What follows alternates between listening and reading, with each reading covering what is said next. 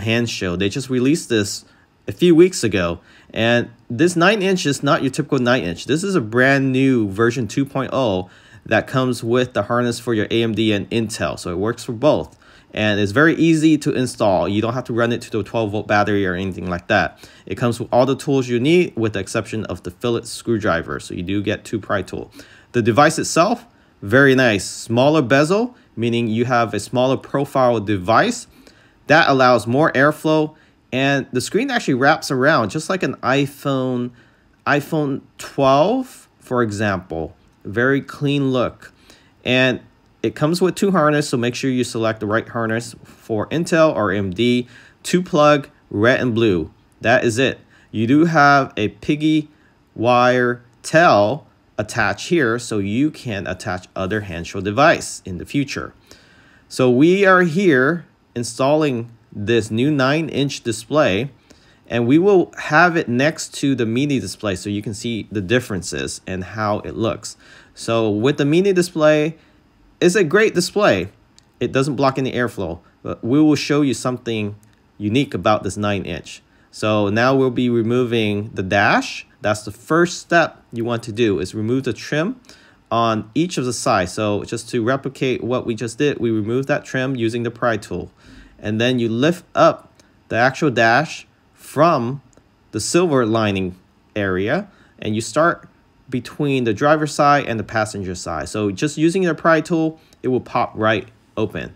Once you remove the dash, go ahead and grab the actual display itself. And up next, you want to remove this plastic panel, this small plastic panel. To do this, you need to remove this rubber trim, put it to the side, and go ahead and clip that open. Then you need to remove this door sill inner trim. So this is the inner trim panel. Again, we are here at Test Studio doing this installation. So we are giving you both of the view of this 9-inch as well as how the installation works here.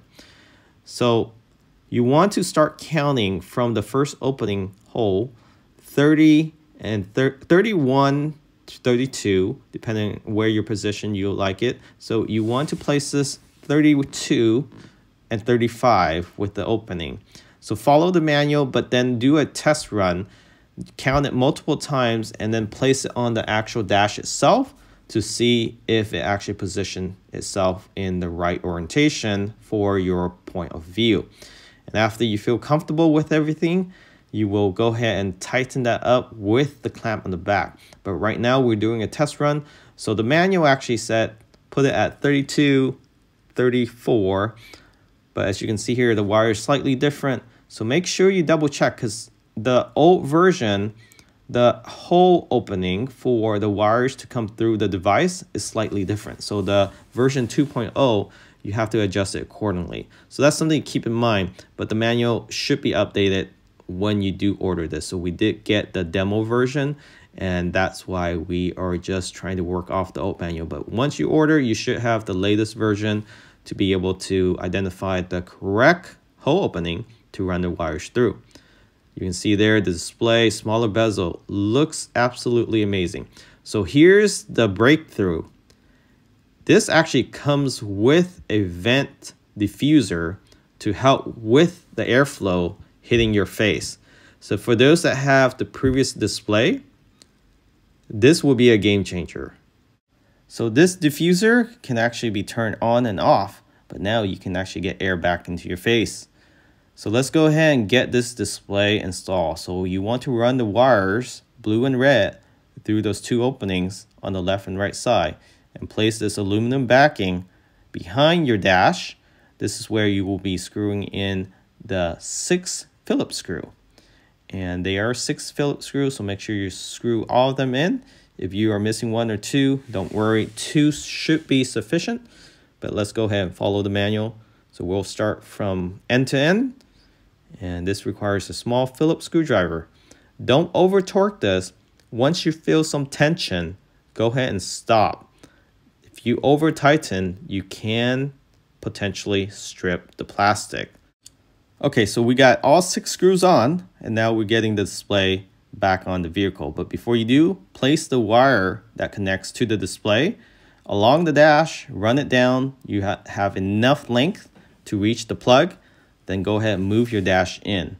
This is a critical part here where when you place the dash on, ensure that your wires are not pinched with any clip on the dash itself or where the dash attached to the vehicle. This is an important step because if you don't connect these two wires correctly, the display won't work. So red goes to red, blue goes to blue, but there is a small arrow pointing at each other. Make sure they line up correctly. Do not force these plugs together with any force that could potentially damage the plug. You want to do this as lightly and gently as possible. If it doesn't fit properly, pull it back out and line it back up. Once you have the plug connected, line up the dash. This is where you want to get a flashlight if you have one. If you don't, then hopefully you have enough light to be able to see where the dash connects to the vehicle. And make sure those wires are not lined up where your clips are. That potentially will pinch your wires and possibly cutting your wires, making your display non-functional. So if you make that mistake, that is your responsibility to ensure those wires are clear of any obstacle. You can, of course, use electrical tape to tape it down. That is highly suggested. If you don't have electrical tape, then this is what you have to go through. Make sure those wires are not pinching. Once you have the dash down, go ahead and connect the blue wire into the AMD plug. So the Intel is only one plug next to the autopilot computer. There's a white clip there that you see. You can leave that clip alone. That is to pigtail any other future device that you attach. Then you have a smaller white wire connector. This goes next to the A pillar, so next to your footwell. Let me zoom in here. So this is a U-loop you see there. You take out the OEM plug, plug in the Hansshow plug, and then loop back to the Hansshow wire. And that is it. You're done with the installation. Now just zip tie everything down. The zip tie does not come with the kit, so if you have zip tie, it's ideal if you zip tie those wires down to the side. Just a quick look at the display. It is working now. So you do not need to turn off any power, but you could under safety. And then now just cut off the access zip tie. And if you have the Intel vehicle, you need to use the other harness. You will be plugging into the computer underneath the glove box behind that cover you took off earlier. It is the second plug from the bottom. So you unplug the Tesla plug, plug in the Hansshow display, and replug the Tesla to the Hansshow harness. That is it. And make sure you turn off your vehicle under safety, power off before you do this. You have about 5 minutes. Go ahead and do everything in reverse with putting the trims back, including all the clips, the 2 clips that you removed earlier. This is for the carpet trim. There is 1 clip that we removed earlier.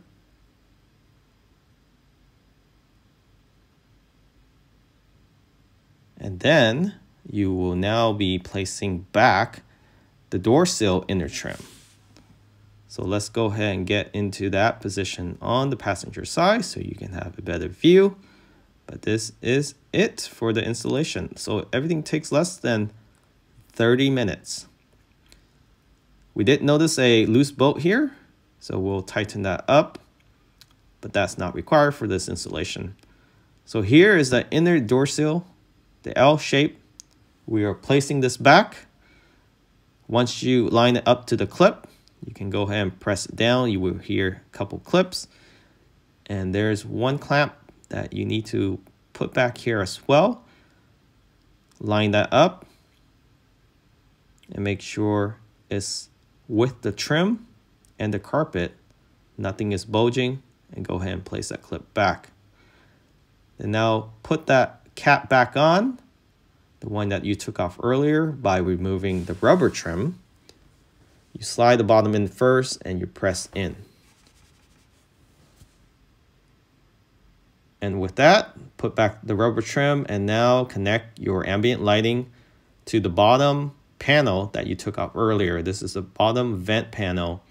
It does not have any airbag, so don't worry about that. That is the top panel. You're not removing that piece. So this requires a 3-clip. This is where you remove when you replace your cabin filter. So place that back. You do need to line this up. There's a little opening on the top left. So a flashlight here will be helpful. And once you have it lined up, press it up and push back all the clip. So let's get back to this actual vent diffuser. So this vent diffuser is placed between your display and where your air vent comes out. As you can see there, it sits flush. It's not visible to anyone, and you will have more airflow. So this is a huge game changer. This only works with the 9-inch new display because it is a smaller profile with smaller bezel. So it's able to get the air right around the display itself, giving you some air directed towards your body. And in comparison, that's the mini display from Hansshow. You can see how much bigger it is. It does not block airflow at all for the mini display. This 9-inch display, it does block some, but now you have that diffuser and a smaller profile. It also has better resolution. It has better functionality. It's more snappier, better processor. It has over-the-air update, so no longer you need a micro SD to update this display. And the best part is you have Apple CarPlay, Android Auto. You have better airflow. You have a better display. It's more functional with faster processor. Overall, it just looks a lot better. It actually looks better than the Tesla display itself. It even has smaller bezel. So if you're interested in this, check them out. Link in the description. Make sure you use the promo code to get that discount. If you don't use that promo code in the description, you'll be paying full price. So make sure you enter that in that checkout. Catch you all next time. Remember to subscribe. Hopefully you find this video helpful.